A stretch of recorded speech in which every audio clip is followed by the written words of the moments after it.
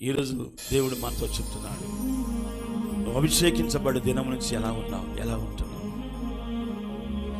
చిత్తానికి మనం లోబడుతున్నామా? అందరిలాగా లోకస్తులాగా ఉంటున్నామా? ప్రభు మనకు తెలుసా, మీరు లోకములో నుంచి వేరు చేయబడ్డారు. లోకస్తులు వారి ఇష్టం, మరి ఏం చేసినా ఒకటి, ఆఖరికి ఒక శిక్ష ఏంటంటే నరకంలో వేయబడతాడు.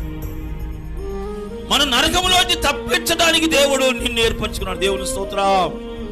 దేవుని చేత అభిషేకించబడిన వ్యక్తులే దేవునికి దూరం అయిపోతున్నారు. దేవుని బిడ్డలారా, ఈరోజు మనం పరీక్ష చేసుకోవాలి.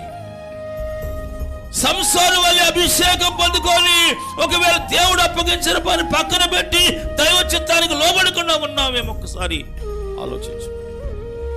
దేవుని ఆత్మ పొందుకున్నాం మనము, లేక వింటున్న మీరందరూ, లేక లైవ్ లో ఉన్న బిడ్డలు,